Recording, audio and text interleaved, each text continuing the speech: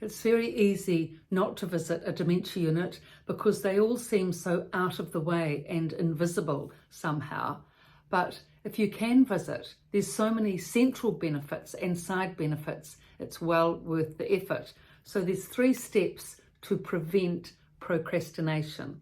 Firstly, cognitively, one has to want to do it.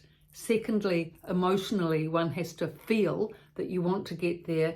And thirdly, activating that compassion and kindness that, oh, this is I must go and visit mum, or I must go and visit grandma. So compassion and kindness activates you to actually arriving and getting there. But once there, one can slow down, calm down, relax, and be present. And it's very beneficial state of affairs, both for yourself and the person that you're visiting. So there's so many benefits to it. And I'll just give some examples now of how visiting dementia units can really help our mental health, actually. Maybe our physical health, we might need to go for a run or a walk around the park or whatever, but our mental health, that can help. So I'll just explain how this can be. So for example, if you're visiting your grandmother and she's in her early 80s and she's on a walker, and you arrive Saturday morning and you say, look, mum, it's Sam, I'm here. Would you like to go out for a walk? And, let's say she says, oh, yes, that would be lovely. This is a lovely sunny day. So you go out for a walk, but she's very slow, as grandmothers on walkers are. So you have to slow down your pace of walking, slow down your pace of talking, because you don't want to confuse her. Simple sentences. Then you start finding that you're slowing down your thinking as well into the bargain. And actually, as you get out into the lovely sunshine and fresh air, the birds are singing and all the rest of it, and you're having a little chat to Granny, and she's sort of saying how lovely the roses are, and isn't it lovely to see the birds and the sunshine so beautiful and all those lovely things. You start to feel that as well, and you begin to think, well, actually, I'm not sure if I've actually appreciated the sunshine and the roses and the flowers much lately. I've been so busy at work, and wherever I'm going, I'm always rushing, and when I'm rushing, I can't experience anything. But now, while I'm here with Granny, smelling the roses and looking at the flowers, it's rather nice. So you go for your little walk and come back to the unit, and you're feeling a lot more relaxed as a result, and you're wondering why you're feeling so relaxed. And then you begin to realize that in a dementia unit, there's no commercial distractions. There's no selling, there's no marketing, there's no billboards, there's no iPhones, no notifications. So actually, when the place is settled, and there's no chaos going on, they can actually be rather peaceful places, especially in the bedroom with Granny. I mean, it's completely peaceful there.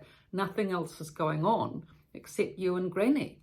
So you begin to find that actually you enjoy it. You enjoy coming on a Saturday morning to see your grandmother because it's relaxing, and she's so lovely anyway, and she's so kind and friendly and encouraging and thankful. All those qualities you don't always get in life when you're running around, rushing around at work and such like, and with the family. So you've decided that for an hour on Saturday morning, you're going to go to the unit, take your cup of coffee, newspaper, so that you can sit there and wait while Granny gets all her showering and dressing done. If you haven't arrived at quite the right time, you can still read the paper and have a cup of coffee, wait for her, and go for your regular walk. And in that way, she's happy, you're happy, family's happy because grandmother's getting a visit from someone, within the family. And all round, it's been a good experience, and you can feel yourself slowing down and calming down, and you begin to look forward to those Saturday mornings when you can calm down your mind and be present and, at peace with yourself and the world, in fact. And indeed, this can happen at dementia units. Surprising as it may seem, these are places, one of the rare places in the world. You don't have to go off to Africa, to the savannah.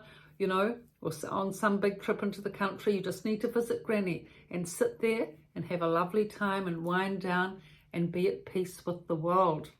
So that's how, when you do that, a positive feedback loop develops, so that, you know, you begin to look forward to the Saturdays and visiting Granny and going for your lovely, you know, calm walk, and you begin to wonder how on earth, you know, you resisted going there in the first place. So once that positive habit's in place, everything becomes easy.